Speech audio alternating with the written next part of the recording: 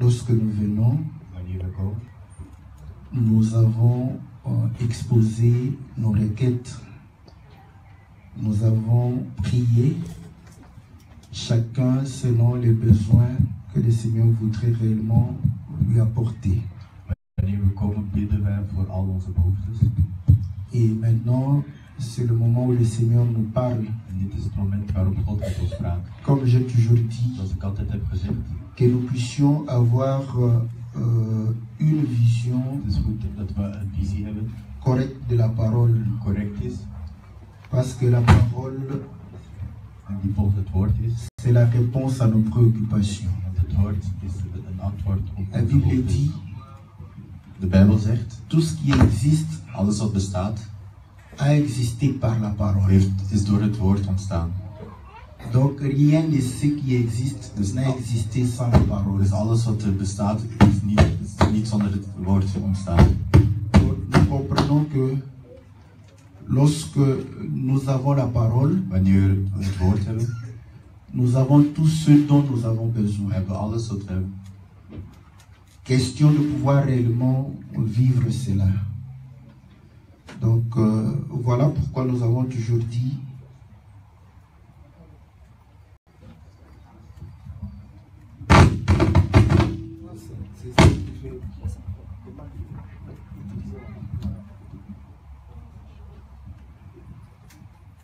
j'espère que ok, voilà.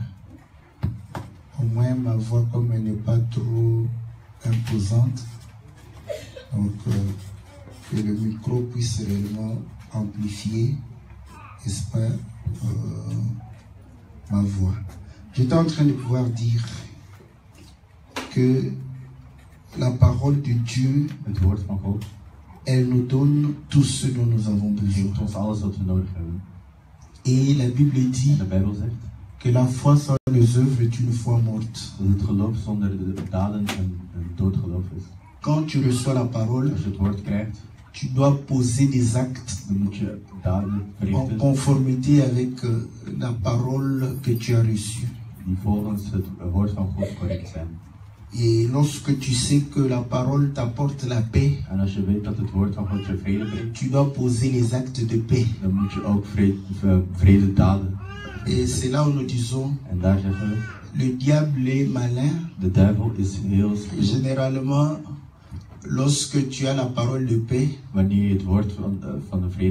il va pouvoir susciter une situation, il va te permettre de mesurer si tu as la paix du Seigneur.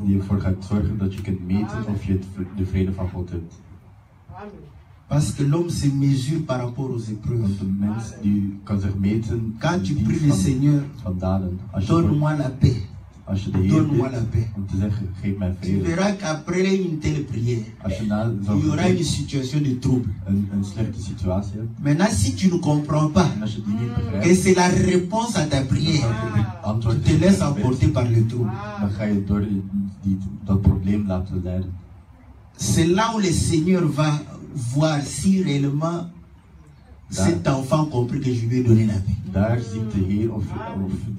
Le Seigneur te donne la paix, mais devant une situation trouble, tu t'emportes.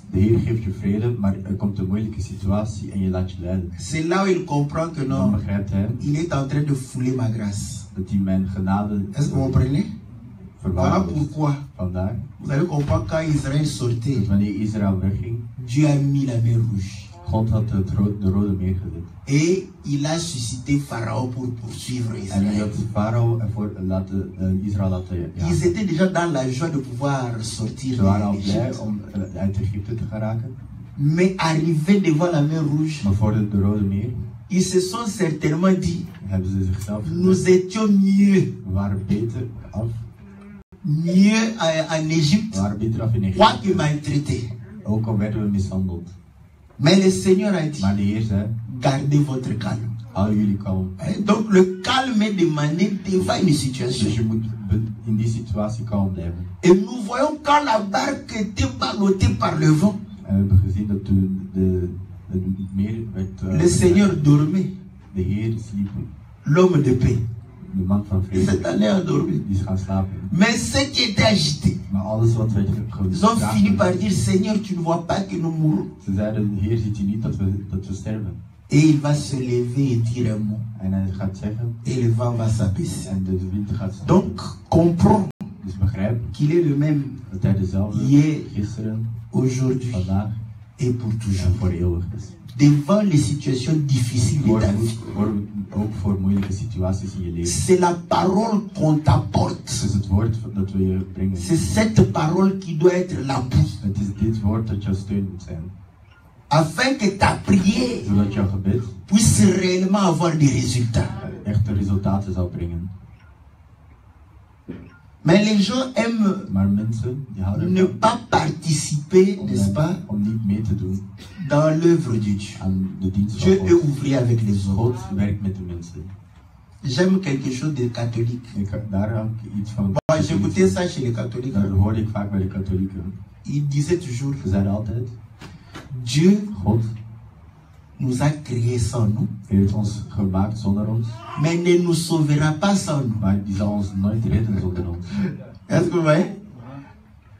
Il voulait dire, bon, peut-être, maintenant moi je comprends. Parce qu'il me disait, mais le salut ne dépend pas, parce qu'il y a une écriture qui dit que ça ne dépend pas de celui qui veut, ni de celui qui court. N'est-ce pas? Mais Dieu nous fait participer à sa nature. Dieu nous fait participer à ce qu'il fait. Est-ce que vous comprenez? De la même manière que vous croyez que Dieu peut susciter un homme pour pouvoir venir prier pour ta situation. Mais pourquoi Dieu ne peut pas te susciter pour que tu puisses répondre à ta situation? Est-ce que vous comprenez? Parce qu'il est ouvrier avec les autres. Donc quand il t'apporte la parole, c'est pour que cette parole puisse changer ta situation. Ce n'est pas seulement pour que quelqu'un... Voilà, nous nous comportons comme des Congolais. Excusez-moi. Parce que les Congolais croient que d'autres personnes vont pouvoir venir arranger leur situation. On se trompe. Est-ce que vous comprenez? Donc ils veulent que quelqu'un d'autre vienne arranger ça. La situation de tout un chacun changera par soi-même. Est-ce que vous comprenez? Dieu utilise premièrement ta personne. Parce que c'est une relation. Ce que tu vis, ce n'est pas ce que le pasteur vit. C'est ce que toi tu vis. Donc la personne mieux indiquée pour pouvoir agir, c'est toi. Mais nous avons cette attitude-là de pouvoir réellement croiser les bras. Attendre quelqu'un d'autre pour venir faire à notre place. Gloire soit rendue à Dieu. Parce que les hommes se fatiguent. Il peut t'aider aujourd'hui, demain, mais après-demain, il va soit t'oublier. Est-ce que vous comprenez? C'est tout à fait normal. Nous prions aujourd'hui, mais vous êtes nombreux.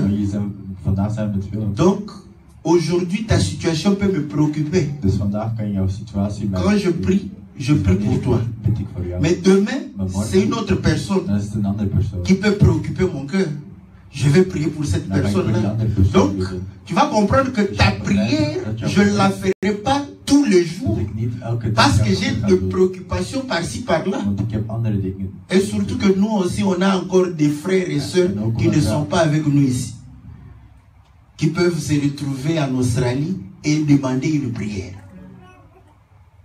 Mais qui peut, pour sa propre situation, prier chaque jour, jour et nuit? Qui est indiqué? Mieux indiqué, c'est toi. Moi, j'aime dire la vérité. Vous savez, même quand Paul disait que je n'ai cessé de prier pour toi, matériellement, c'est difficile.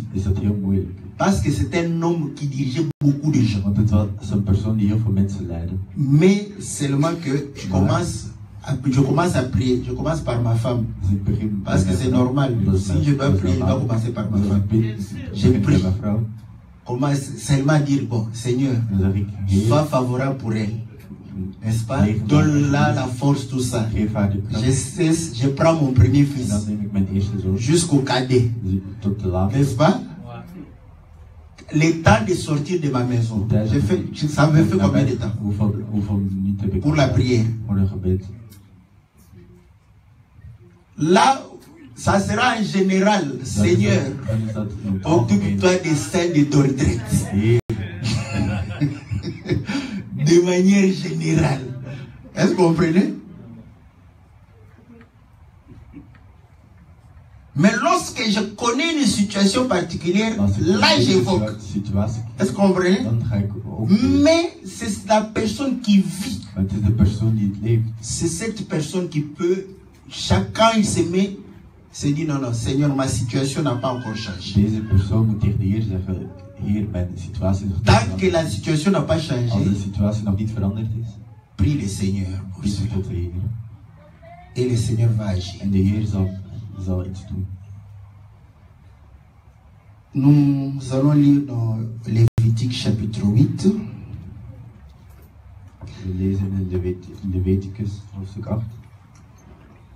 Nous lisons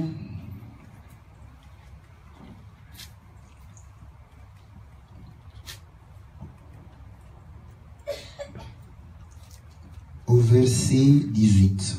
De 18e vers. Commençons au verset 18. Nous lisons dans le nom précieux glorieux de notre Seigneur Jésus. Il fit approcher le bélier de l'Holocauste. Et Aaron et ses fils posèrent leurs mains sur la tête du bélier. Moïse l'égorgea et répandit le sang sur l'autel tout autour. Il coupa le bélier par morceaux. Il brûla la tête, les morceaux et la graisse. Il lava avec de l'eau les entrailles et les jambes. Il brûla tout le bélier sur l'autel, ce fut l'Holocauste, ce fut un sacrifice consumé par le feu d'une agréable odeur à l'Éternel, comme l'Éternel avait ordonné à Moïse. En verbrandde deze op het altaar, zo ging de hele ram in rook op als een aangenaam brandoffer voor de Heer, precies volgens zijn aanwijzingen die de Heer Mozes had gegeven. Et il fit approcher l'autre bélier, le bélier de consécration, et Aaron et ses fils posèrent leurs mains sur la tête du bélier. Toen bood Mozes de Heer de tweede ram aan, het inwijdingsoffer. Aaron en zijn zonen legden hun handen op zijn kop. Moïse égorgea le bélier, prit de son sang et en mit sur le lobe de l'oreille droite d'Aaron, sur le lobe, sur le pouce de sa main droite et sur le gros orteil de son pied droit. Mozes lachte, nam een deel van het bloed en streek het aan Aarons rechteroordeel, aan de duim van zijn rechterhand en aan de grote teen van zijn rechtervoet. Il fit approcher les fils d'Aaron, mit du sang sur le lobe de leur oreille droite, sur le pouce de leur main droite, sur le gros orteil de leur pied droit, et il répandit le sang sur l'autel tout autour. Daarna streek hij het bloed aan dezelfde lichaamsdelen van Aarons zonen. Het overgebleven bloed sprinkelde hij rondom tegen het altaar. Et il prit la graisse, la queue, toute la graisse qui couvre les entrailles, le grand lobe du foie, les deux rognons avec leur graisse et l'épaule droite. Toen nam hij het vet, de staart, het vet van de ingewanden, het aanhangsel van de lever, de beide nieren met hun vet en de rechterstrenkel en legde daarbovenop de dunne ongezure koek. Il prit aussi dans la corbeille de pain sans levain, placé devant l'Éternel, un gâteau sans levain, un gâteau de pain à l'huile et une galette, et il les posa sur les graisses et sur l'épaule droite. Een geoliede broodkoek en een dunne koek, alles uit de mand die daar voor de Heere was neergezet. Dit alles werd aan Aaron en zijn zonen gegeven. Et il mit toutes ces choses sur les mains d'Aaron et sur les mains de ses fils. Il les agita de côté et d'autre devant l'Éternel. Ze hieven het op en presenteerden het de Heere staande voor het altaar. Puis Moïse les ôta de leurs mains et il les brûla sur l'autel par-dessus l'Holocauste, ce fut le sacrifice de consécration, ce fut un sacrifice consumé par le feu d'une agréable odeur à l'Éternel. Mozes nam daarna weer van het over en verbrandde alles op het altaar, samen met het brandoffer als een aangenaam brandoffer voor de Heer. Moïse prit la poitrine du bélier de consécration et l'ajouta de côté et d'autre devant l'Éternel. Ce fut la portion de Moïse comme l'Éternel avait ordonné à Moïse. Nu nam Mozes de borst en bood hem aan de Heer aan door hem voor het altaar op te heffen. Dit was Mozes deel van het inwijdingsoffer, precies zoals de Heer hem had opgedragen. Moïse prit de l'huile d'onction et du sang qui était sur l'autel. Il en fit l'aspersion sur Aaron, sur ses vêtements, sur les fils d'Aaron et sur leurs vêtements.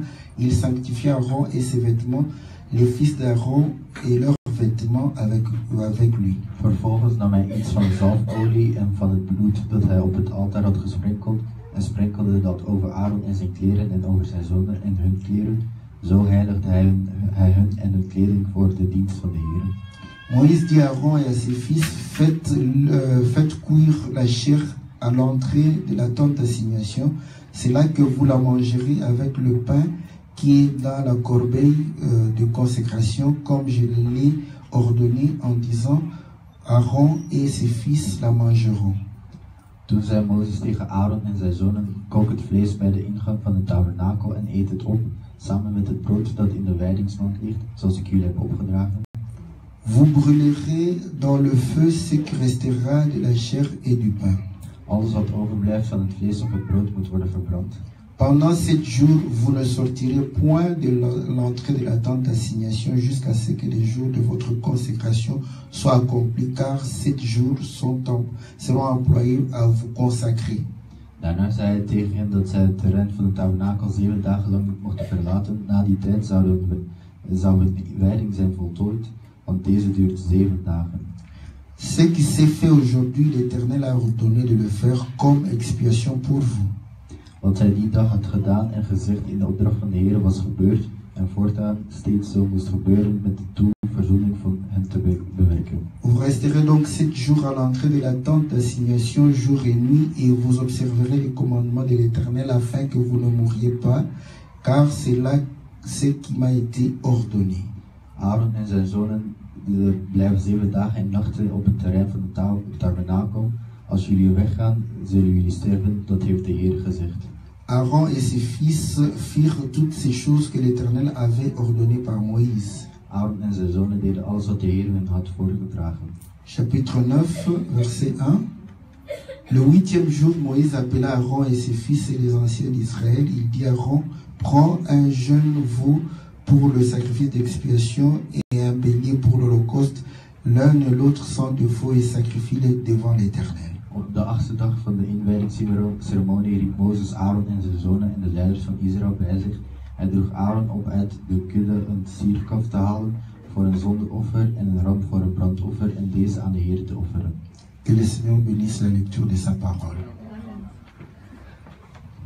Comme nous avons toujours souhaité que le Seigneur puisse ajouter l'explication à cette lecture.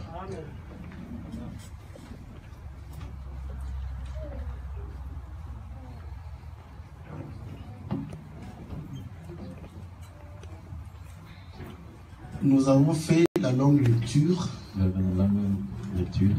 pour que vous ayez la compréhension, n'est-ce pas, par rapport à ce que nous allons pouvoir réellement dire. Donc, nous avons déjà compris que pour la consécration d'Aaron et ses fils, n'est-ce pas, il fallait des vêtements, il fallait se laver, il fallait de l'huile, il fallait aussi, n'est-ce pas, de sacrifices. Comme nous avons toujours dit, les gens s'appuient sur la consécration d'Aaron Mensen die zich steunen op de wijding van Aaron. Mais ils ne font pas tout ce qui a été fait au moment où on a consacré Aaron. Doe niet altijd alles wat Aaron en zijn zoon hebben gedaan tijdens hun wijding. La Bible dit, maudit soit quiconque est sous la loi. Maudit soit celui qui est sous la loi. Zij die onder de wet zijn, zullen vervloekt zijn. Pourquoi? Waarom? Parce que quand vous êtes sous la loi, omdat je onder de wet bent, vous serez incapable d'accomplir toute la loi. Dan kun je de wet niet helemaal uitvoeren. Donc, si on fait la consécration conformément à la loi d'Aaron, dus als we de wijding doen, les ordonnances concernant Aaron et ses fils, vous allez comprendre que les gens ne remplissent pas tous les critères. Dat de mensen niet elke criteria volbrengen. Déjà par rapport aux vêtements, tegenover de kleren, il y a manque. Par rapport à l'huile d'onction, il y a, on a pris autre chose. Dus hebben ze iets anders genomen. Donc tout est faux. Dus alles is vals. Maintenant, maar nu, comment vous allez remplacer, parce qu'il y a le taureau. Hoe ga je nu de stier vervangen?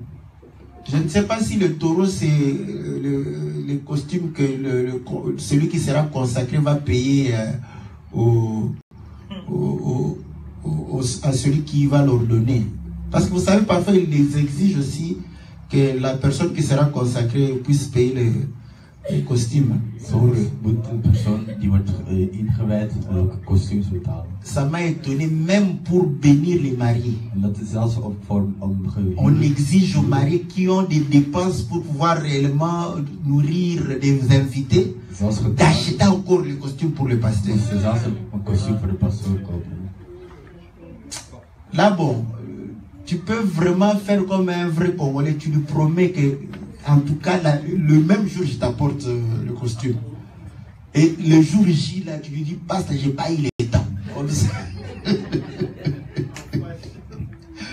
On va voir s'il va pas venir, n'est-ce pas? Donc, nous avons vu qu'il fallait le taureau et 2 béliers. La fois passée, on a parlé du taureau. De vorige keer hebben we over de stier gesproken. Il y a le bélier d'Holocauste. Er is de ram die als brandoffer dient.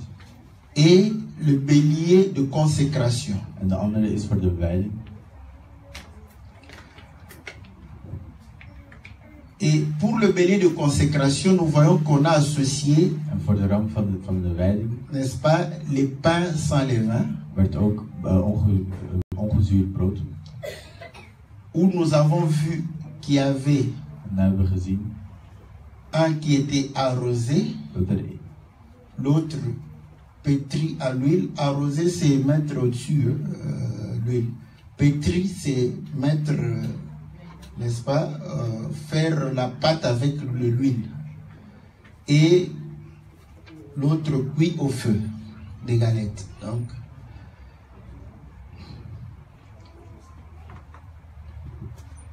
et ici, nous voyons que tout l'animal est brûlé au feu. Bij het brandoffer wordt het hele dier verbrand.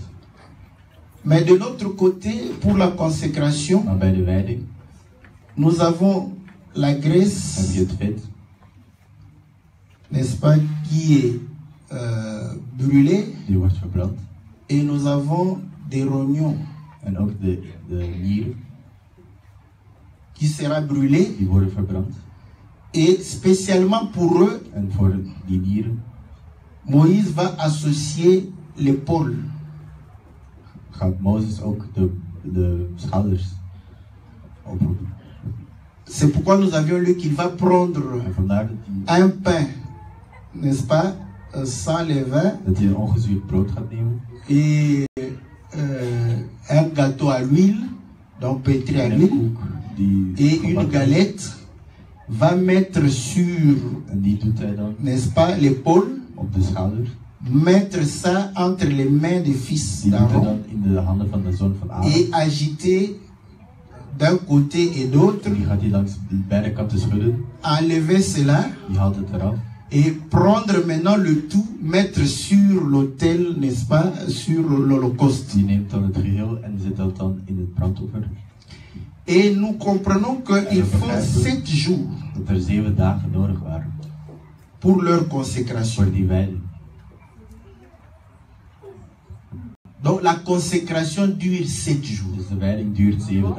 Une consécration d'1 jour. Voilà pourquoi on a des dégâts. Parce que l'homme n'a été consacré qu'un seul jour.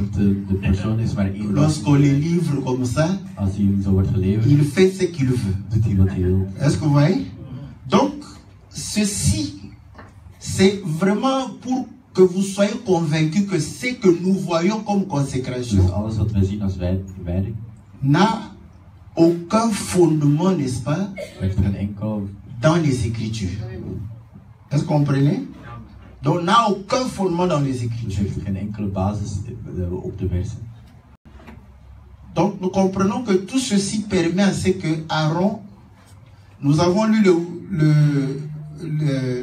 l'écriture de Lévitique 9, le 8e jour, Aaron entre en service.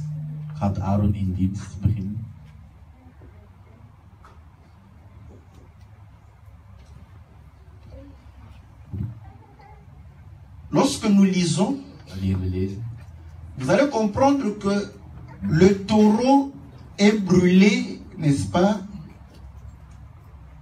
en dehors du camp.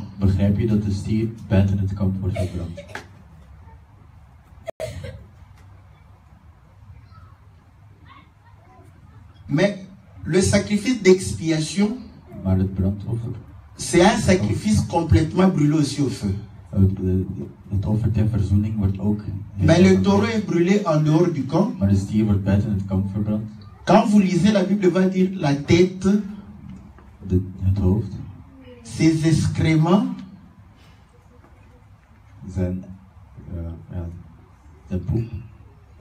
sont brûlés, n'est-ce pas, dehors. Mais le bélier, n'est-ce pas, de consécration, on va couper en morceaux. Vous allez comprendre que on prend les entrailles, on lave les entrailles. Après avoir lavé les entrailles, c'est alors qu'on va pouvoir mettre au feu pour pouvoir brûler. C'est une petite différence. Hein?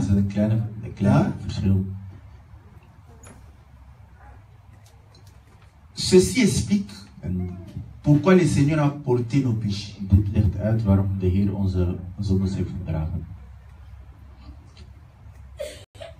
Nous sommes comme les cellules, n'est-ce pas, du corps du Seigneur, n'est-ce pas? Et vous allez comprendre que le fonctionnement du corps fait que chaque organe ou appareil du corps envoie ses déchets, n'est-ce pas, dans les entrailles. Est-ce que vous comprenez? Voilà pourquoi le Seigneur dit, ce n'est pas ce qui entre qui suit, n'est-ce pas, mais c'est ce qui sort. Il dit, quand on mange, on va dans les lieux secrets. Donc, lorsque nous mangeons, nous prenons les éléments qui constituent l'édification du corps et nous rejetons les déchets. Est-ce que vous comprenez? Donc, les entrailles ici, ce sont les intestins, vous voyez, l'estomac, les intestins, vous allez comprendre. Vous savez, quand vous faites les brochettes, malheureusement, l'homme blanc a interdit qu'on puisse abattre les animaux ici à la maison. Mais en Afrique, chacun peut avoir le courage de pouvoir égorger l'animal et ouvrir. Vous allez voir que les intestins, on les lave, n'est-ce pas? On dégage, n'est-ce pas, toute la saleté qui est. Mais ce qui est là-bas, ce sont les excréments. Est-ce que vous comprenez? Voilà pourquoi vous allez comprendre que dans le taureau, on ne lave pas. Hein? Si vous lisez, le taureau, c'est le sacrifice d'expiation. Le taureau, on ne lave pas. Donc, on prend les entrailles avec les excréments, on amène en dehors, on brûle tout. Est-ce que vous comprenez? Donc, pourquoi on amène dehors? Dieu ne fait que répéter. Il va donner une loi à Israël pour dire que quand quelqu'un veut faire ses besoins, il doit aller les faire en dehors du camp. Est-ce que vous voyez? Donc, il ne va pas pouvoir le faire dans le camp pour éviter que le camp soit souillé. Donc, nous comprenons que pour enlever le péché, voilà pourquoi nous avions dit qu'il fallait que le Seigneur puisse porter nos péchés, porter nos défauts. Or, c'est lui les entrailles du Père. Est-ce que vous voyez? Pourquoi on parle du Seigneur comme étant les entrailles du Père? C'est lui les entrailles. Mais ce sont les entrailles qui portent toute la saleté du corps. Est-ce que vous comprenez? Maintenant, nous comprenons qu'en portant cela, il y a, c'est comme ça que nous avions dit. Parce qu'un bien-aimé a posé la question, mais comment Dieu ne pardonne pas? Nous répétons deux mots. Vous allez comprendre que le taureau subit la condamnation. Est-ce que vous comprenez? Parce que normalement, le sacrifice agréable à Dieu doit être offert devant la face du Seigneur. Est-ce que vous voyez? Mais le sacrifice qui est l'expiation, on l'amène en dehors du code. Le code de qui? L'Éternel. Est-ce que vous voyez? Donc, le Seigneur s'éloigne de cela. Est-ce que vous comprenez? Là, nous comprenons pourquoi le Seigneur, quand il est devenu péché, il a crié, mon Dieu, pourquoi m'as-tu abandonné? S'il a été abandonné, toi tu crois que quand tu vis dans le péché, Dieu sera avec toi? Les gens jouent avec Dieu. Voilà pourquoi nous disons, quand tu es dans le péché, Dieu n'est plus avec toi. Amen. Toi, c'est que tu dois crier, mon Dieu, pourquoi m'as-tu abandonné? Je t'ai abandonné parce que tu es devenu péché. Est-ce que vous comprenez? Mais maintenant, vous allez comprendre que le même qui a porté nos péchés, c'est le même qui nous purifie. Voilà pourquoi la purification se voit maintenant lorsque nous voyons l'offrande d'Holocauste. Oui.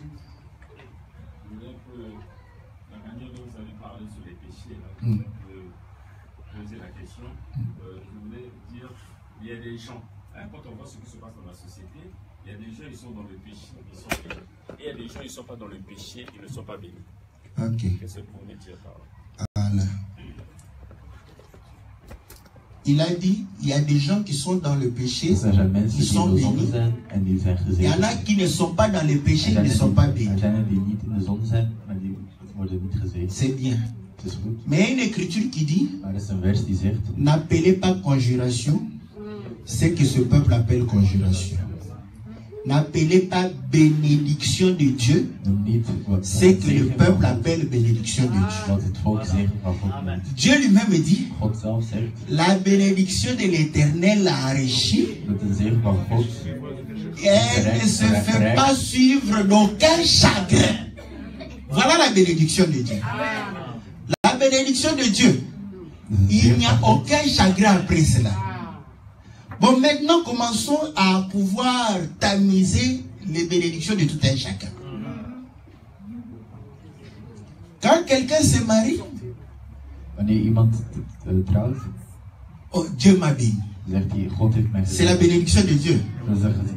Ok, nous disons, bon, gloire au Seigneur. Complétons cette définition. Elle ne se fait suivre d'aucun chagrin. Maintenant, quand dans ton mariage, tu boudes déjà un jour, ah Seigneur, Je suis fatigué. Qui m'a vraiment poussé de pouvoir me marier? On comprend que ce n'est pas la bénédiction de Dieu. Et aucun d'entre nous ne puisse dire qu'il n'a jamais exprimé un chagrin dans le mariage. D'une manière ou d'une autre, parce que même un petit chagrin, c'est un chagrin. Voilà. Est-ce que vous comprenez? Donc, nous éliminons les mariages dans la liste de la bénédiction de Dieu. Dieu t'a béni avec la voiture. C'est une bénédiction, non?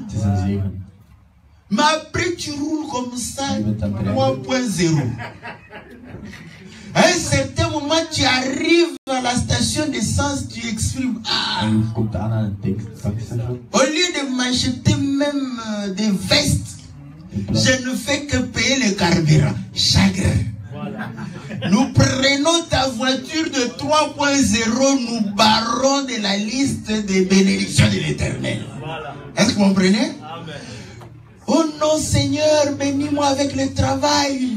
Je ne dois pas rester dans le chômage. Je vais travailler, donne-moi du travail. Dieu te donne le travail. Frères et sœurs, que Dieu soit loué. Dieu m'a béni. Il m'a donné le travail. Mais à 4 heures du matin, pendant l'hiver, quand tu te réveilles, tu regrettes de pouvoir te réveiller à 4 heures pour aller au travail. Nous comprenons que la bénédiction de Dieu se fait suivre des chagrins. C'est que dans la liste de bénédictions de Dieu, on enlève ton travail. Est-ce que vous comprenez? Oh non, Dieu, j'ai pas d'enfant. Oh Seigneur, tu as dit dans ton pays, il n'y a aucune femme qui sera stérile. Il n'y aura aucune femme qui va avorter. Seigneur, donne-moi. Le Dieu de Anna, donne. Dieu t'a donné. N'est-ce pas? Après quelque temps, vraiment les enfants, qu'est-ce qu'il y a vraiment? Qu'est-ce que vous, je vais mourir à cause de vous. Nous comprenons que ces enfants-là ont apporté les chagrins. Nous prenons tes enfants, barrons de la liste de la bénédiction de Dieu. Est-ce que vous comprenez que ce que le monde appelle bénédiction, c'est pas ce que Dieu appelle bénédiction? Est-ce que vous comprenez? Or, écoutez, ce chagrin ici n'est que l'image d'un chagrin. Est-ce que vous comprenez? Voilà pourquoi vous allez comprendre que le Seigneur va donner réellement la parabole du riche et de Lazare. La Bible dit que le riche menait une vie bien. Selon les gens, les chrétiens qui voient les choses matérielles, ils vont dire que le riche était béni. N'est-ce pas? Et Lazare n'était pas béni. Mais quand ils sont morts, Lazare, au lieu qu'il soit enterré, la Bible dit, porté par les anges. Je me pose la question, pour qu'ils aillent où? Mais les anges habitent où? Au ciel. Donc, porté par les anges, permettez-moi la folie de dire qu'ils l'ont amené au ciel. Est-ce que vous comprenez? Quand le riche est mort, enseveli, dans sa dernière demeure. Le jour où je mourrai, si vous m'enterrez, s'il vous plaît, ne dites pas que c'est ma dernière demeure. Ne le dites pas. C'est dernière demeure des autres, pas notre dernière demeure. Est-ce que vous comprenez? Dites simplement, c'est un lieu de transition. Est-ce que vous comprenez? Est-ce que vous comprenez? Donc vous allez comprendre qu'il sera enterré. Là-bas, il aura du chagrin. Est-ce que vous voyez? Maintenant, écoutez, je n'analyse rien. Quand il a commencé à dire, Père Abraham, demande à Lazare de prendre de l'eau avec son doigt Et le pouvoir réellement me donné pour que je bois. Abraham dit, toi tu avais des biens. Lazare n'en avait point. Donc ces biens-là, conclusion, ces biens-là l'ont conduit dans le chagrin. Est-ce que vous voyez? Donc le véritable chagrin, c'est l'enfer. C'est là où il y aura des graissements des dents. Est-ce que vous voyez? Maintenant, vous allez comprendre que ce que nous avons maintenant doit normalement nous amener à servir Dieu. Si ça ne t'amène pas à servir Dieu, nous on n'appelle pas ça bénédiction. Nous appelons ça même que Dieu soit loué. Vous savez que Ésaü, les paroles prononcées sur lui, c'était des paroles de malédiction. Dieu a béni. Dieu a béni Jacob. Que la rosée du ciel, que le blé de la terre ne puisse point manquer chez toi. Ton frère sera assujetti par toi. Ésaü vient. Tu n'avais que cette seule bénédiction. Je n'avais qu'une seule bénédiction. Prends. Vous voyez comment quand on vous donnait de l'argent pour qu'on vous bénisse, hein, tu auras la malédiction. Il prend la main de son père. Bénis-moi seulement, bénis-moi. Quand le père met comme ça, il dit, ah, tu serais esclave. Est-ce que vous comprenez? Donc, en quelque sorte, il était maudit. Mais maintenant, quand Jacob est rentré de chez Laban, il arrive, lui qui était béni. Il avait beaucoup de biens. N'est-ce pas? Il dit à Ésaü, prends ceci. Ésaü dit, non, non, non. J'ai été aussi béni. Il avait aussi des biens. Il n'a pas envié les biens de Jacob. Vous voyez? Sur le plan matériel, il n'avait rien à envier à Jacob. Mais il n'avait pas la bénédiction de Dieu.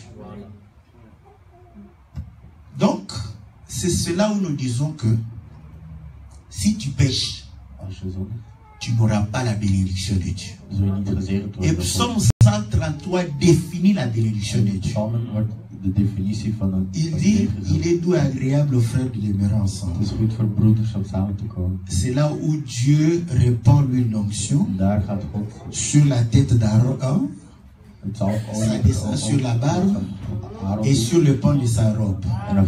C'est comme la rosée sur la montagne d'Hermon. N'est-ce pas? C'est là où Dieu bénit, n'est-ce pas? La bénédiction de Dieu qui est la vie pour l'éternité. Voilà. Est-ce que vous comprenez? Celui qui est béni de Dieu, il a la vie de Dieu. Il a la vie éternelle. Mais maintenant, il peut manquer, n'est-ce pas, de biens matériels. Bon, je ne veux pas te prendre Lazare. Parce que les gens n'aiment pas Lazare. Je prends Jésus. Qu'est-ce qu'il avait? Il n'avait qu'une seule tunique. Il marchait à pied. Il n'avait ni maison, ni lit, ni matelas. Il n'avait rien. Mais il était béni. Voilà. Parce que je vous ai compris, mais je voudrais encore poser une petite question toujours sur la bénédiction. Un exemple toujours. Une personne qui fait son épargne, qui garde ce qu'il a de peu pendant 5 ans, il totalise par exemple 20 000 €, il achète sa voiture, c'est aussi une bénédiction? Bon, nous avons déjà dit que pour les gens qui voient les choses de manière charnelle, terrestre, et ils restent diaboliques, pour eux c'est une bénédiction, n'est-ce pas? Mais maintenant nous disons ceci. Ce qui fait de notre vie une bénédiction, c'est l'utilité de la vie que nous avons. is het nut van het leven dat wij leiden. Parce que si nous communiquons la vie du Seigneur, nous participons à la bénédiction de Dieu. Est-ce que vous comprenez? Maintenant, vous allez comprendre que ce qui m'appartient participe à la bénédiction. Mais pour que le péché soit condamné, il ne doit pas se débarrasser de ce péché-là. Voilà pourquoi il est mort. Parce que le salaire du péché, c'est la mort. Est-ce que vous comprenez? Donc, si le Seigneur est mort, c'est pour pouvoir réellement condamner le péché. Mais lorsqu'il ressuscite, c'est pour laver nos péchés. Est-ce que vous comprenez? Donc c'est là où nous comprenons, quand il est ressuscité, il a effacé nos péchés. Donc il y a l'action de pouvoir condamner le péché et il y a l'action d'effacer le péché. Et l'action de condamner le péché, nous le voyons dans le sacrifice d'expiation, où on reste avec les excréments. Est-ce que vous voyez? On brûle tout ça parce que le feu, c'est le jugement. Le feu condamne. Condamne réellement, mais les excréments viennent de quoi? C'est produit par la chair. Est-ce que vous comprenez? Donc nous comprenons que les excréments sont les œuvres de la chair. Cela est condamné. Maintenant avec l'Holocauste. L'Holocauste, c'est un sacrifice qui est brûlé devant la face de Dieu, qui est de bonne odeur. Pourquoi? Parce que c'est la graisse qui donne cette odeur-là. Demandons à nos mamans, elles ont eu des difficultés de faire des brochettes conformément, aussi succulents que les brochettes qui sont faites sur la rue. Vous savez ça? Va au Congo, n'est-ce pas? Mange la brochette chez toi à la maison. Va maintenant dans les coins manger les brochettes. Tu vas sentir la différence. Je vais t'expliquer ça. La maman fait beaucoup d'épices par là, par-ci, par ça. Mais Dieu a mis des choses simples. Et pourtant, dans le coin là-bas, sur ta brochette là, il n'y a que 2 viandes. Le reste, ce sont de la graisse. Est-ce que vous comprenez? Mais c'est cette graisse-là qui donne le goût. Est-ce que vous comprenez? Et ça donne aussi l'arôme. Est-ce que vous comprenez? Voilà pourquoi nos mamans ne parviennent pas à rééditer l'exploit de celui qui est réellement au coin là-bas. Parce que quand elle enlève la graisse, elle dit que mon mari va pouvoir réellement avoir une crise cardiaque à cause du cholestérol. Mais l'homme qui va là-bas, il s'est dit que non, je mets de la graisse pour compléter le poids, n'est-ce pas, de la brochette. Mais c'est cette graisse qui donne l'odeur. Voilà pourquoi le Seigneur avait interdit qu'on puisse réellement manger la graisse dans les maisons des Israélites. La graisse était pour l'Éternel. Est-ce que vous comprenez? C'est cette graisse-là qui donnait la bonne odeur. Donc nous comprenons que l'Holocauste, c'est un sacrifice de bonne odeur. Donc l'odeur de la vie. Voilà pourquoi pour ce sacrifice, nous avons, n'est-ce pas, à nettoyer les entrailles. Est-ce que vous voyez? Pour se débarrasser, n'est-ce pas, de la sainteté. Raison pour laquelle le Seigneur a accepté le baptême. Il n'avait pas besoin de baptême. Parce que le baptême était pour la rémission des péchés. Lui n'avait pas commis de péché. Mais s'il a accepté, il a accepté comme les entrailles. Est-ce que vous comprenez? Parce qu'il savait qu'il allait porter les péchés des gens. D'où il doit se laver.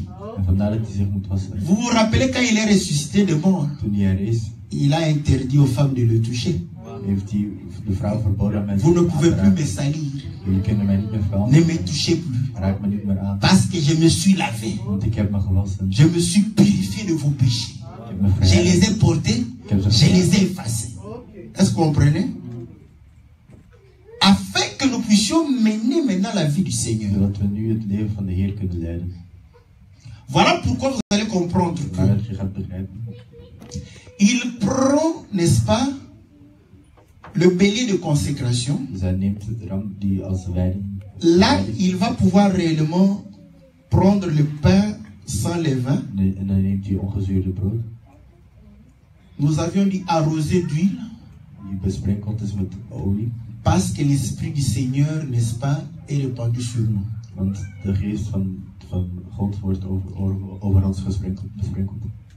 Pétri d'huile. Pétri d'huile.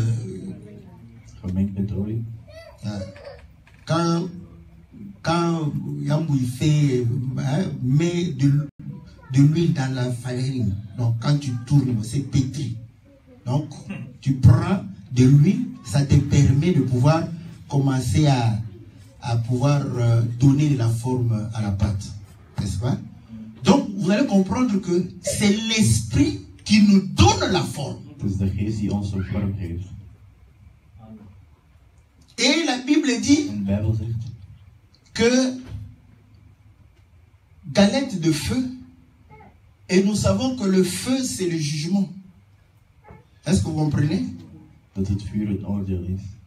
Et vous allez comprendre que le feu, c'est pour brûler ce qui est inutile.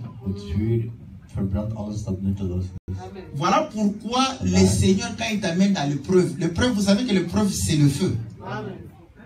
Hein? C'est comme l'or. La Bible dit que l'or qui passe par le feu, n'est-ce pas, est éprouvé, brille davantage. Est-ce que vous comprenez?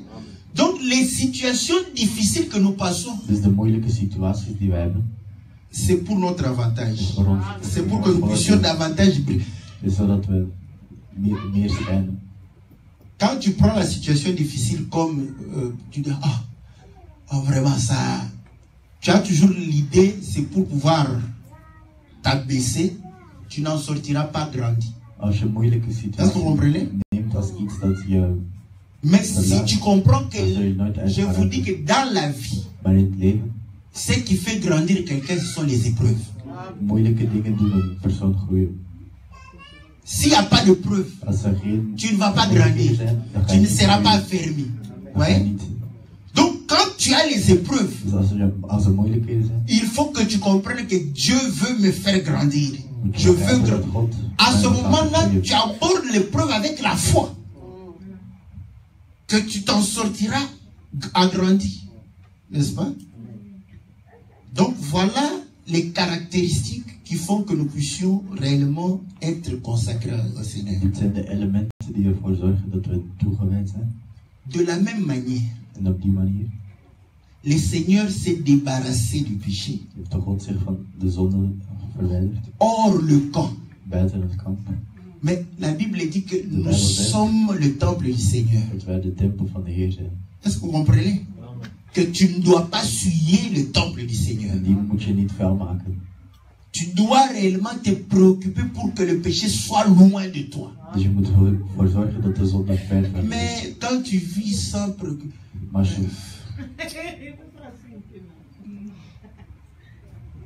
quand tu te maquilles, tu portes des habits, tout ça, tu te promènes. Là, tu veilles à ce que tu ne sois pas sali. Quand tu as mis tes rouges là, tu ne veux même pas que ça se... Tu veilles à ça. Mais ta vie par rapport au péché, ça ne te dit rien. Ça ne te fait rien. Ce ne sont pas les courages que nous nous faisons ici où je suis un enfant. Ce n'est pas parce que tu dis que tu es un enfant de Dieu que tu l'es. Un enfant de Dieu ne pêche point. Pourquoi? Parce que le péché est en dehors de lui. Parce qu'il est un sacrifice aussi expiatoire. Il a pris sa chair, les désirs de la chair et le produit des œuvres de la chair brûlés, n'est-ce pas, en dehors du camp. Mais les gens ne se préoccupent pas. Oui. Parce que nous avons entendu parler, un enfant de Dieu ne pêche point. La parole de Dieu dit que tout homme est pécheur. Oui. Tout homme est pécheur. Voilà pourquoi lorsque Caïn fut enfanté, Ève dira, j'ai conçu et j'ai enfanté un homme avec l'aide de l'Éternel. N'est-ce pas? Mais quand Abel est né, elle n'a rien dit. N'est-ce pas? Quand Seth est né, la Bible dit que Seth était à la ressemblance d'Adam. Ok?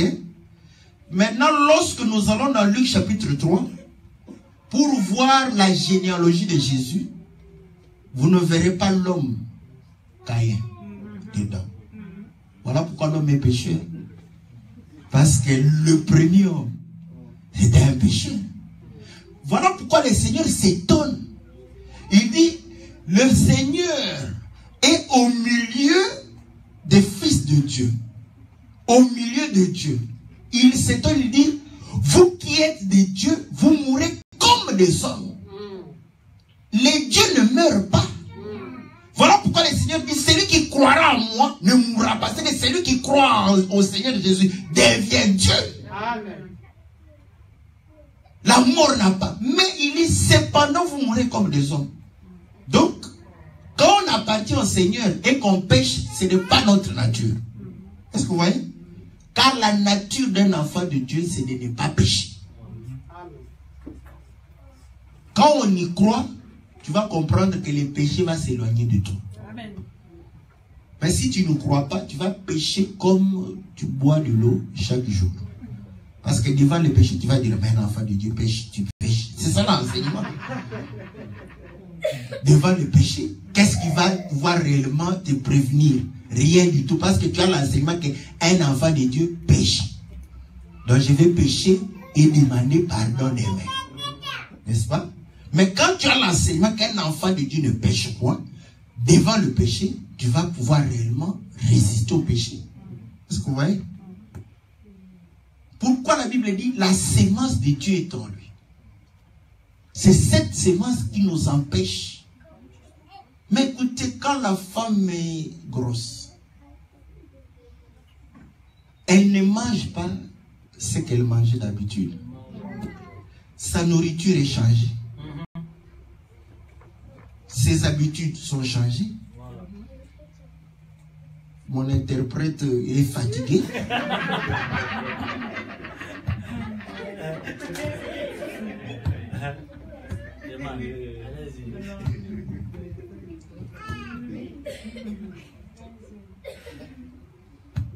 C'est trop rapide.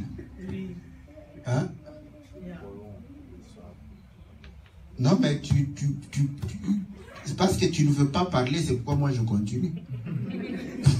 Quand tu parles, je vais pouvoir arrêter pour que tu puisses interpréter. Donc, vous voyez. Donc, une femme qui a la sémence, elle change ses habitudes. N'est-ce pas? Elle n'a plus les mêmes habitudes. Mais vous voyez une femme avec la sémence en train de pouvoir courir, se bagarrer. Elle dit, oh non, j'ai le fils. Tu as le fils en train de te bagarrer. Tu as le fils en train d'insulter les gens. Tu as le fils avec toi. Mais non. Le problème, on s'encourage beaucoup trop. C'est ça. Donc, devenir un enfant de Dieu, c'est devenu facile. Les gens disent, non, un enfant de Dieu, on distribue ça comme des... Vous êtes des enfants. Non.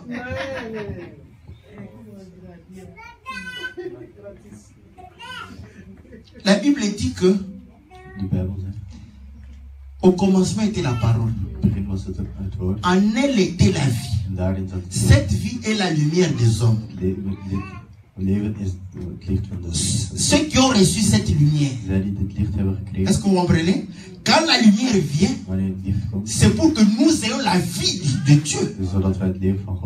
C'est ce qui fait de nous enfants de Dieu.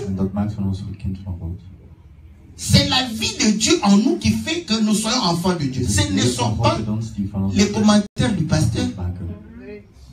Si je te dis que tu étais fils de la paix, tu ne vas plus venir ici. Mais c'est clair, non? Tu veux que je dise quoi? Je veux dire que tu es un enfant de Dieu.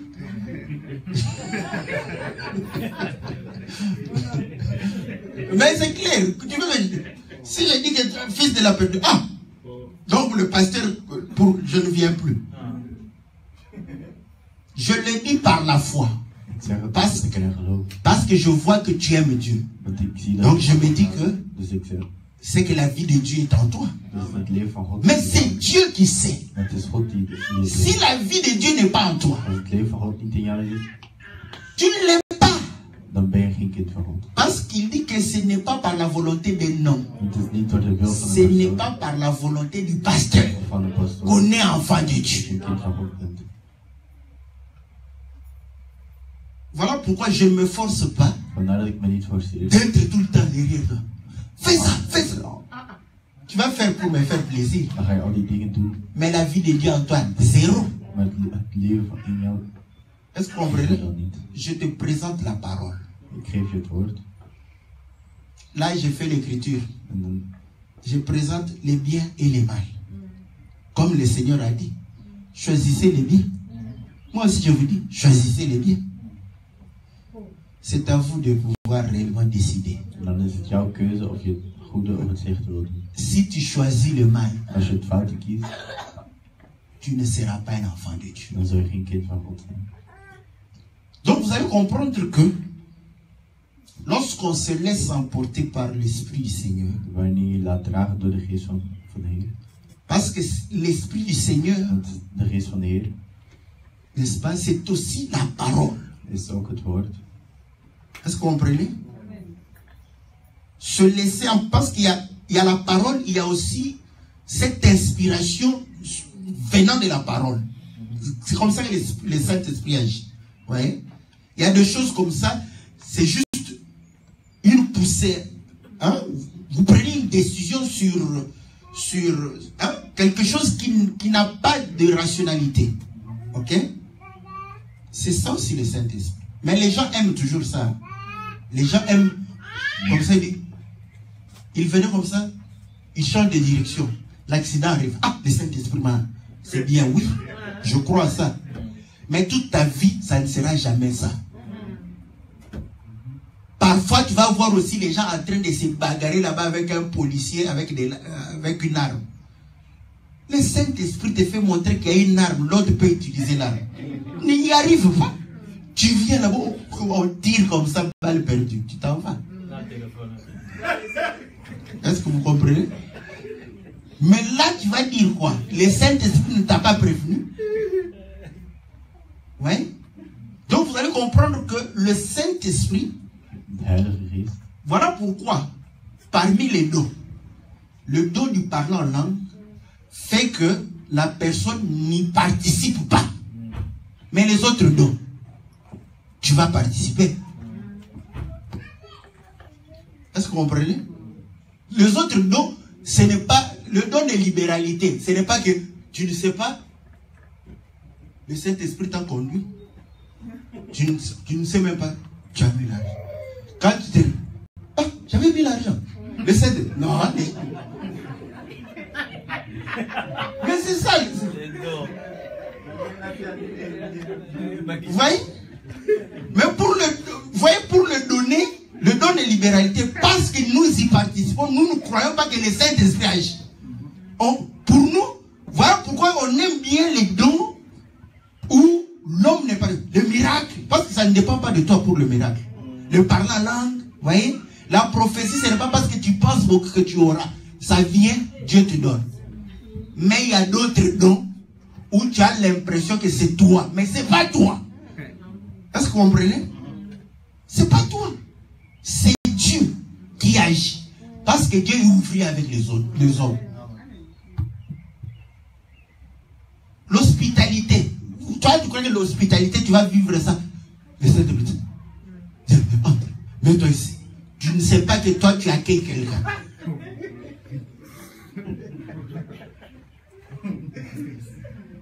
Parce que l'hospitalité, c'est un don aussi.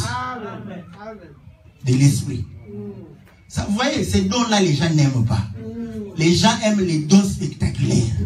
Miracles. Tout ça. Mais après, fais des miracles. Et après, tu vas devenir antichrist. Mais don d'hospitalité, don de secours, de secourir quelqu'un, de compassion. Rien. Là, les gens trouvent que non, ce ne sont pas des dons de l'esprit. Parce qu'on aime trop les spectaculaires. Voyez? Mais pourtant, les femmes qui ont servi là-bas, vous croyez que c'était par leur propre force? C'est parce que le Seigneur les a saisis. Le Seigneur leur a donné la force. Voilà pourquoi elles continuent à pouvoir servir. Dorcas, c'était un don. Vous croyez que quand elle faisait les vêtements pour le veuve et les orphelins, elle n'était pas au courant. C'est après 2-3 jours, le Saint-Esprit va, les gens vont témoigner. Ah, Dorcas, tu avais fait des beaux vêtements. Ah, en tout cas, le Saint-Esprit est grand. Je ne savais pas. Elle savait ce qu'elle était en train de coudre. Elle savait ce qu'elle confectionnait. Quand elle voit quelqu'un comme ça, elle se dit, ah, celui-ci, je vais lui faire l'habit qui lui convient. Mais tu vas dire que c'est l'homme qui réfléchit. Mais qu'est-ce qui pousse à pouvoir faire ça? C'est la parole, c'est la foi. Elle a cru. Est-ce que vous comprenez? Voilà pourquoi vous allez comprendre que quand on dit pétrir à l'huile, parce que l'huile, c'est le symbole du Saint-Esprit.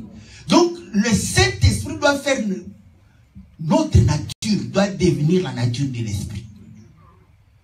Mais il y a des choses qui dépassent notre entendement, notre intelligence. À ce moment-là, le Seigneur intervient encore. N'est-ce pas? Pour te faire échapper. Soit d'un accident, soit d'un problème. Mais nos vies ne sont pas tout le temps. Voilà pourquoi vous allez comprendre que le don du Saint-Esprit, Paul le dit, lorsqu'on parle, on parle sans intelligence. Donc notre intelligence n'y participe point.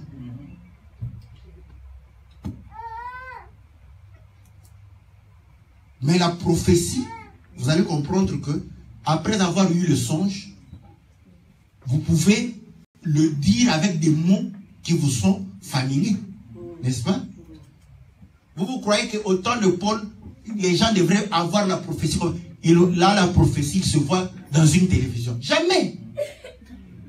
Mais oui, en son temps, il n'allait pas avoir la prophétie comme ça. Il voit un songe, Dieu lui montre qu'il est dans une télévision. Il n'y avait pas de télévision. Mais aujourd'hui, tu peux avoir, tu te retrouves dans une télévision. C'est normal parce que les choses que tu es en train de vivre, c'est ce que le Seigneur utilise pour te parler aussi. Donc la vie que nous menons doit être réellement une vie poussée par le Saint-Esprit. Voilà pourquoi le Seigneur dit que les paroles que je vous ai dites sont esprit et vie. Et cette parole s'est faite chair. La parole s'est faite chair aujourd'hui aussi. Donc voilà pourquoi on doit lire la parole en nous. Mais si on ne lit pas la parole en toi, oh, le cœur, non, comprends que tu as un problème. Paul dit que nous sommes des lettres écrites par le ministère, écrites par le Saint-Esprit. Lui est vu de tous. Pourquoi les gens ne lisent pas la divinité en toi? Mais quand ils te voient comme ça, ils te voient. Il parle beaucoup, mais vide. Mais oui. Les gens disent ça. Pour parler, on parle. Là, Paul, tonneau, les gens disent tonneau vide. Ça fait beaucoup de bruit. Quand c'est plein, ça fait moins de bruit. Est-ce que vous voyez?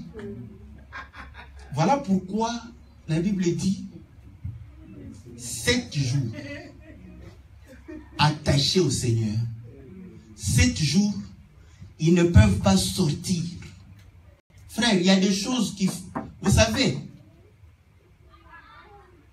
Moi, quand je crus, je me suis séparé des amis sans... Hein, ce n'est pas comme... Oh non, ne sois plus avec... Non, non. Tellement que j'étais attaché à la parole. Je n'avais plus le temps pour mes amis. Est-ce que vous voyez? C'est important. Parce que c'est le temps de consécration. Hein. Mais pendant qu'on t'a consacré, pendant les 7 jours, toi tu es dans la cité.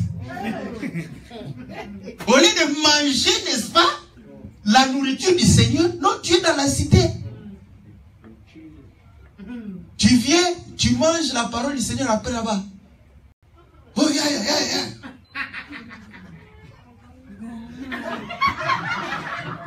Mais comment tu vas changer?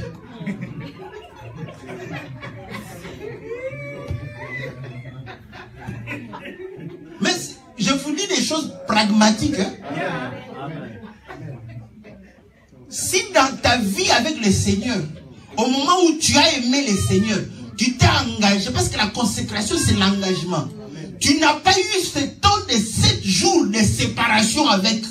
Je ne parle pas de 7 jours physiques, mais un temps où tu vois que non, la vie, n'est-ce pas, de tous les jours n'est pas conforme à la vie que tu mènes.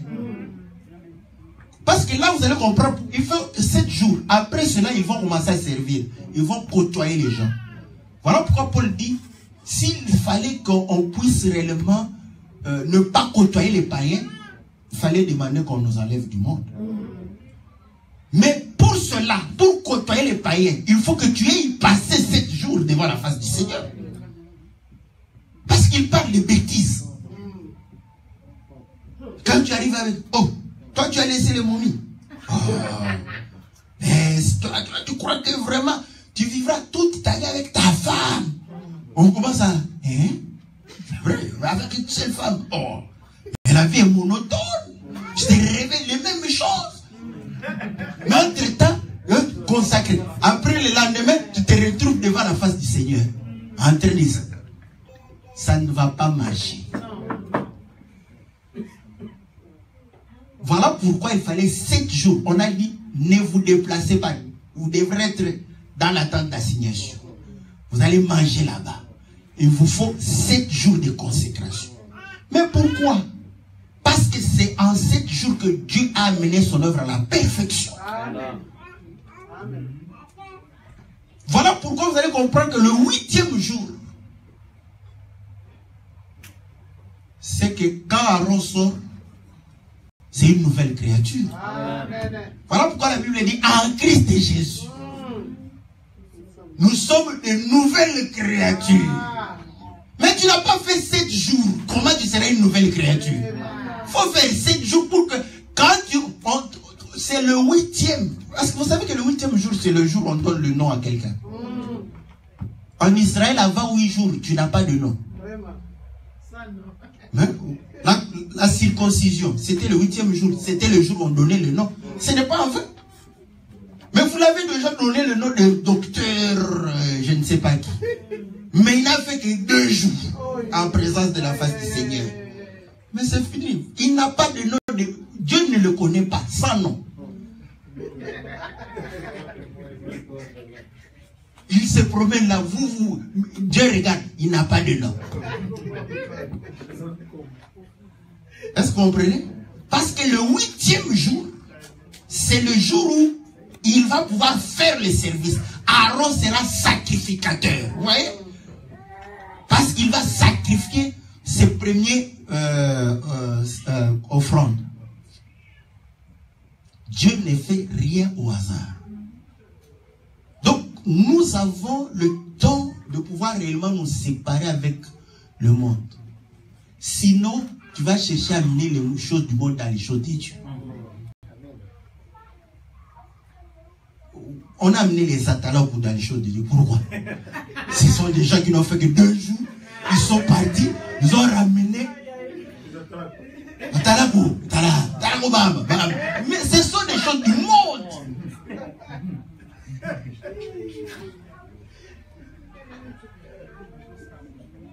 Vous voyez comment les gens, pourquoi? Parce qu'ils ne se sont pas séparés du monde. Ils ne sont pas devenus de nouvelles créatures. Voilà pourquoi la Bible dit toute chose ancienne est passée. Voilà. Mais pourquoi les choses que nous avons connues quand tu étais païen, nous le voyons jusqu'aujourd'hui? Es-tu consacré au Seigneur? Pose-toi la question.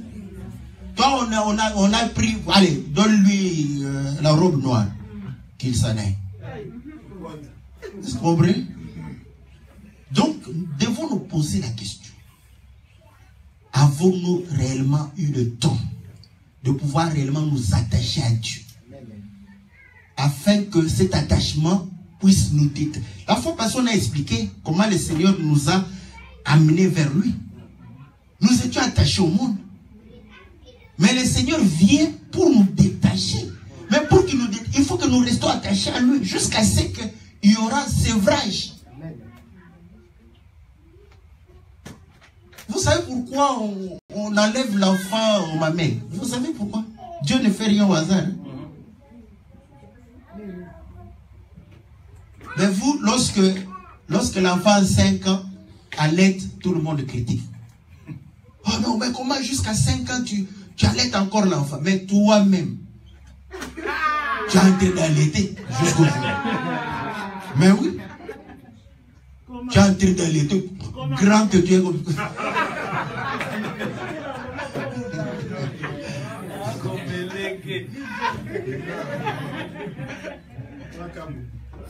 Est-ce que vous n'avez pas lu que le jour où on va sévrer Isaac, c'est le jour où on a chassé Ismaël?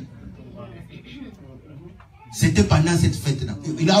On sévrait Isaac. Donc Isaac n'allait plus prendre les mamelles, n'est-ce pas? Il a changé de nourriture.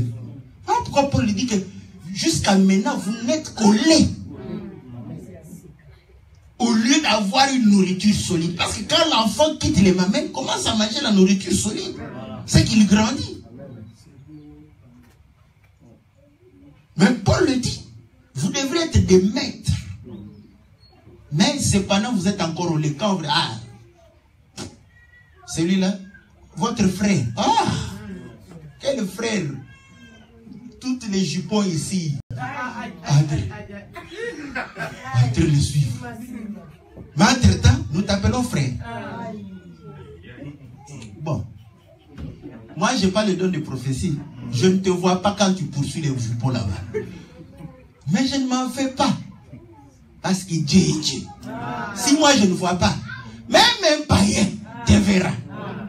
Et c'est ce païen-là qui va m'informer. Ah, pasteur. Oh. Là, c'est bien. Là, il va dire que ton homme, hein, comme si moi je suis créateur des hommes. Il comprend. Parce qu'il ne va pas dire que l'homme de Dieu. Il comprend que ce n'est pas un homme de Dieu, c'est ton homme. Ton homme. Oh. Ah, donc je suis un aveugle. Je ne vois rien. Moi je vois, je sais ce qu'il est. Mais les gens craignent leur pasteur. Moi je n'ai pas besoin que vous puissiez me craindre. Moi j'aime être ami des hommes. Mais craignons Dieu. Vous savez, moi c'est comme ça que je suis. Hein. Bon, sauf pour mes enfants et ma femme, là où je sens que je me mets en colère. Mais le reste, je me mets difficilement en colère. Je te trouve, je vais te dire, je ne veux pas crier sur toi. Ah, frère, ce n'est pas la vie d'un enfant de Dieu. Quand je parle comme ça, mais pasteur, il a dit que ce n'est pas la vie d'un enfant de Dieu. Donc tu crois que moi je vais crier? Je préfère encore avoir de l'attention chez moi parce qu'ils vont eux-mêmes vont me prendre en charge encore. Prends un peu les médicaments pour faire. Mais ils vont me soigner. Mais toi, si je tombe, tu vas partir, je vais mourir. Donc pour toi, je vais dire calmement. Ah, ce n'est pas la vie d'un enfant de Dieu. Bon, comme tu ne crains pas quand on te dit calmement, continue. Mais si tu es un enfant de Dieu, Dieu va te frapper. Amen. Parce que Dieu le dit. Tu n'es pas mon enfant. Moi, j'ai pas. Vous savez que moi, je n'ai pas cette confession-là. Oh, mes enfants. Vous n'êtes pas mes enfants. Mais oui. Vous êtes mes frères, mes soeurs. Je vous parle en tant que frère et soeur. Ok? La Bible dit, ne dévie pas le fouet sur ton enfant. Que notre Père, qui est amour, s'il veut véritablement te récupérer, qu'il te récupère avec le fouet. Hein, mais oui. S'il ne veut pas, s'il ne te chicote pas, il te regarde. C'est là où, vous savez, il y a une autre écriture qui dit que l'homme regarde, il dit, quand je regarde les méchants, je vois qu'ils prospèrent, qu'ils avancent, ses projets réussissent. Quand je voudrais faire comme lui, je me rends compte que je vais trahir la race des enfants de Dieu. Je ne puis le faire. Est-ce que vous comprenez? Parce que Dieu sait que comme ça, qu'il reste comme ça, incrédule jusqu'à la fin, c'est à la fin. Tout ne se paye pas ici-bas. Ça, ce sont de faux enseignements. De très faux enseignements. Si tout se paye ici-bas, personne n'ira en enfer. Parce qu'il a déjà payé ici. Même les hommes disent qu'on ne peut pas payer 2 fois pour une même faute. Et pourquoi Dieu va te punir 2 fois pour une même faute? Non. Tout ne se paye pas ici-bas. Il te laisse tranquille. Voilà. De temps en temps, il va te dire que tu seras puni. Pour une chose, il ne te frappe pas. Mon Dieu, mon Dieu. Après, tu oublies. Ça, ce sont des avant-goûts. Est-ce que vous comprenez? Donc, vous allez comprendre que le Seigneur, en nous appelant, il veut véritablement que nous puissions le servir. Voilà pourquoi il a dit à tous ceux qui croiront, n'est-ce pas, et seront baptisés, auront la vie éternelle. Voyez? Donc il a lié, c'est pourquoi vous allez comprendre que la consécration a commencé par on a lavé Aaron, n'est-ce pas? Donc quand le Seigneur te lave, voilà pourquoi il dit instruisez-le. L'instruction nous donne réellement des œuvres, des vêtements, afin que nous puissions servir le Seigneur sur cette terre. Mais pour que tu puisses véritablement bien servir, tu dois te séparer du monde. Si tu n'as pas fait cette expérience, je te dis, prie le Seigneur pour faire cette expérience. Vous savez que je n'allais pas continuer mes études. Hein. Les gens me disaient, mais toi, tu seras pasteur, pourquoi tu continues? Oui, je continue pour que, quand je prêche, qu'ils sachent aussi que les hommes qui ont étudié, on prêche la parole ici. Hein? Parce qu'on trouvait que non, le monde n'avait plus de sens pour nous. Oui. Mais je vous dis qu'à cette époque-là, parce que c'est un témoignage, tu peux beau étudier, mon interprète, mais si tu ne te confies pas au Seigneur, tu risques d'échouer. Mes 2 premières années, j'ai étudié beaucoup. Un fou beaucoup. J'ai étudié. Mais je réussissais, mais pas avec les points que j'espérais. J'ai réussi en première session, sans les... Une fois, j'ai même montré, parce qu'on avait l'examen avant. On n'a pas triché. Nous sommes bons. On peut appeler ça tricher ou pas, mais nous, on était consciemment tranquilles. Pourquoi? Parce que le même prof donne à une autre institution. Ils ont fait l'examen avant nous, dans les avant-midi. Nous sommes allés après l'examen. Comme les gens avaient retenu les questions, ils nous ont dit ce qu'on leur avait posé. On a écrit ça. Nous avons travaillé avec les gens. Nous sommes allés, on a fait l'examen. Moi, j'ai échoué, les autres ont réussi. Et pourtant, c'est moi qui les montre. J'ai failli introduire le recours. Mais ils ont dit, on n'était qu'à 4 à passer en première session. Ils ont dit, parmi 500 élèves étudiants, vous n'êtes qu'à 4. Et toi, tu passes, tu as introduit le recours. Mais c'est une insulte pour les autres. Et ceux qui ont échoué, qui ont tous les examens à reprendre.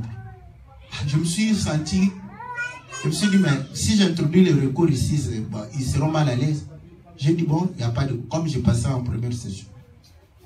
Mais quand on est arrivé en grade, donc pour les licences, c'est là où je commençais à prier.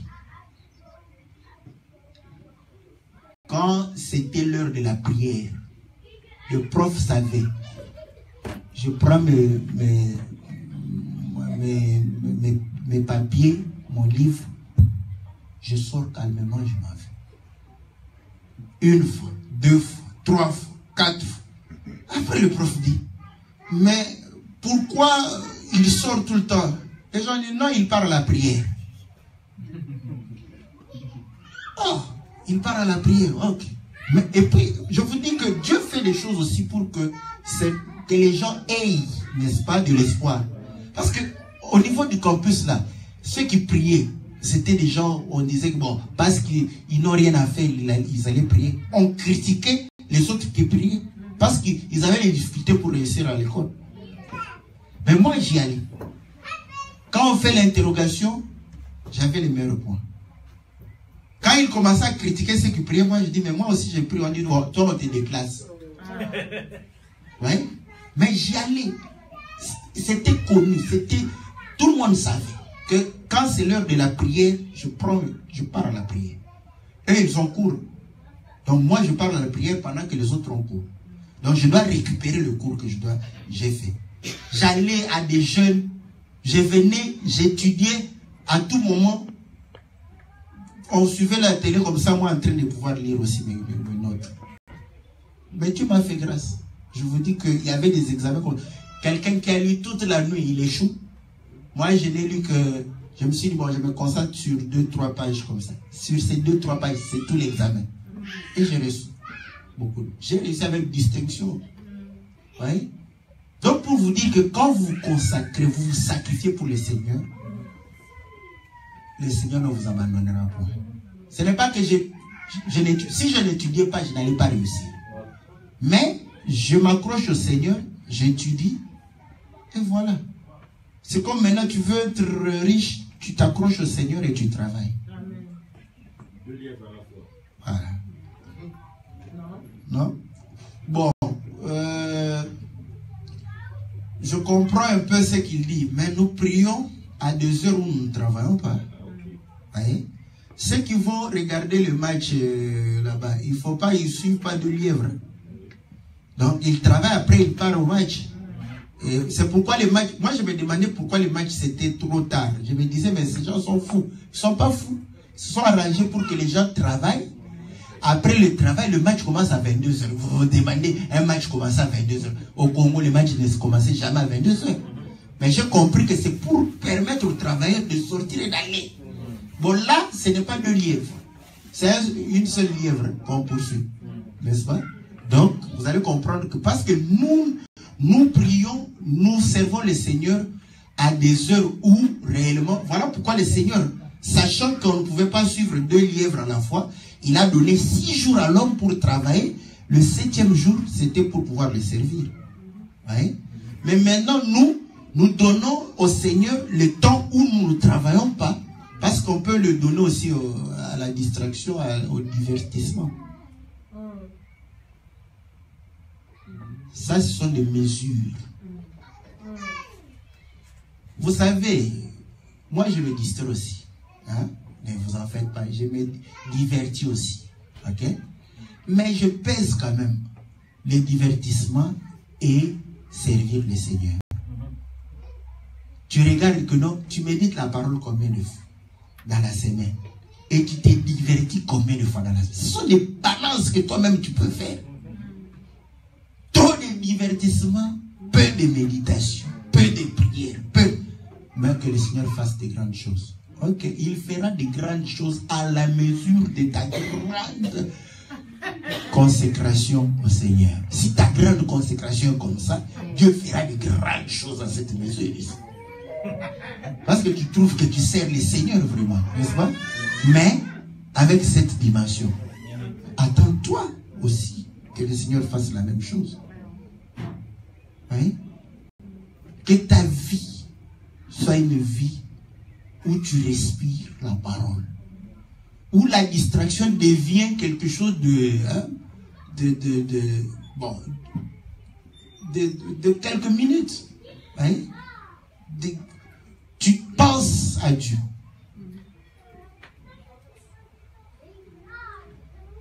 Que le Seigneur nous soit très favorable. Que le Seigneur bénisse sa parole dans le nom puissant